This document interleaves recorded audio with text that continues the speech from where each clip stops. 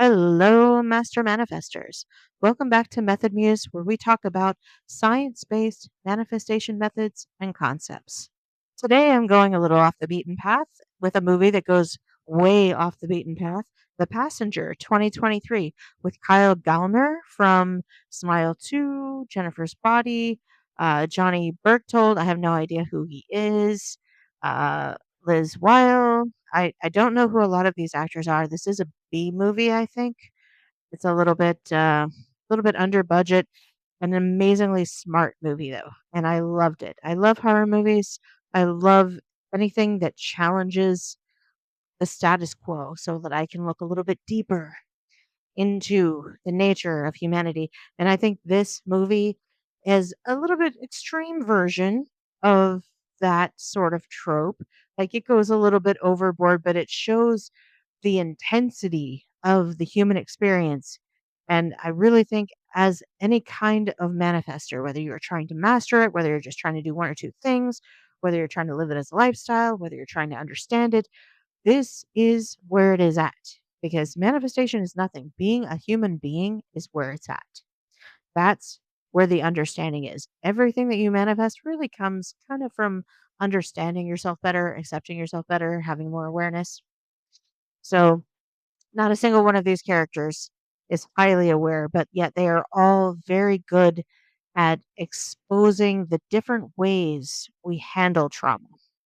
We have Benson, Kyle Gallner's character, who is this very intense, sort of peculiar person. He's calm, he seems collected. He almost seems like the guy who would be the hero. You would think like he was the hero, except he turns psycho within like 5 seconds.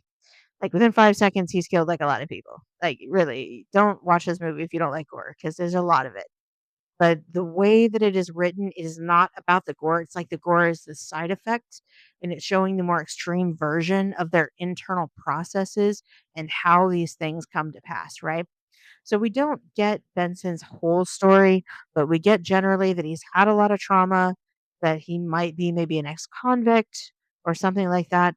But he basically full on goes after this horrible bully and kidnaps this kid, teenager kid, who is already traumatized in a way that is not reactive and outward acting. He is more like the frozen. If you had like the fight or flight, he would be the fawn. He would be like, I'll do whatever you say. Obviously, when I try to make my own decisions, I can't handle it. And it's because he had this traumatic experience where he hurt his teacher, kind of intentionally, unintentionally, but he was a child when it happened. Now, the interesting thing is they go and see the teacher, Miss Beard, played by Liza Whale. I don't know how to pronounce these people's names. Johnny Berchtold, Liza Whale. Anyway, so he goes to see the teacher because this guy basically kidnaps him after these multiple murders and takes him on this road trip, Thelma and Louise style, but it's a little bit weird.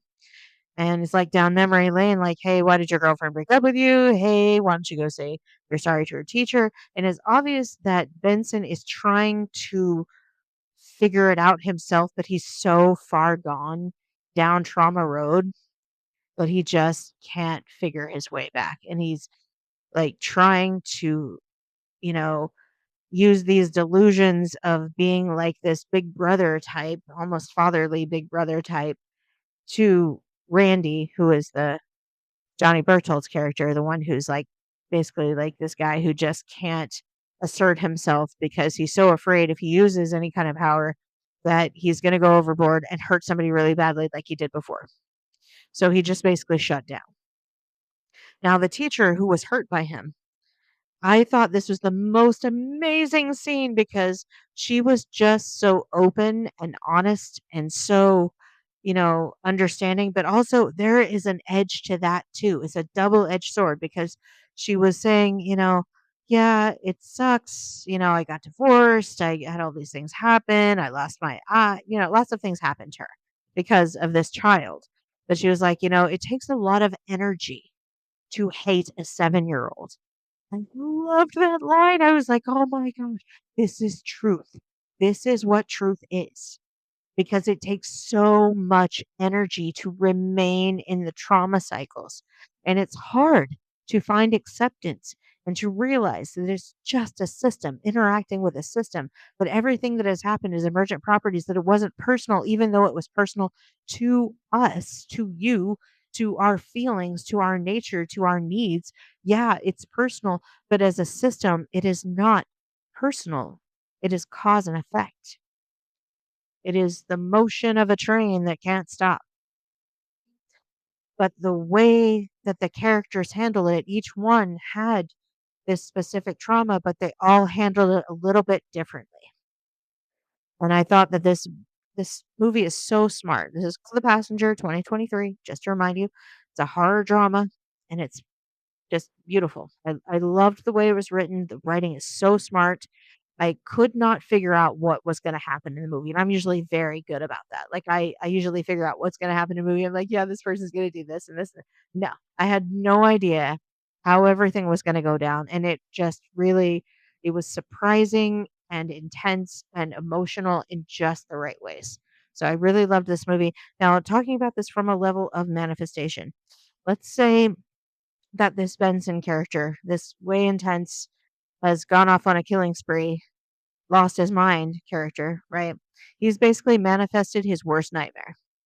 He has gone so deep into the traumatic experience and in cycling these thoughts and these mental stories about how horrible everything that happened to him is that he became the monster. And this is how it happens. This is how those kind of systems work. They perpetuate themselves. Whatever you put that much intention on keeps reverberating and growing larger, and it ultimately will predict your future because you you've got to either run the interrupts and say, okay, yes, it was terrible, but life can still be good. Life still has value, no matter what life it is, whether it's mine or somebody else's, to be able to acknowledge that even though there is pain and suffering, there is also goodness and purity and strength and incredible things to be experienced, because what trauma does is it pinholes you into that scarcity of experience. Like, you can't get out of the identity of I'm a victim, I've been hurt. You have to break out of that if you want to be a master manifester. If you want to master building the reality that you want, you can't be reactive to reality acting towards you. And it'll reinforce those tropes if you keep it up. If you keep thinking that way, your brain will say, yeah, look at all this evidence. And you'll just keep getting more and more evidence that you have no power, but it's not true. You do have the power over yourself. You do have the power to change your experience, to adjust your view, to expand your awareness. You have this power.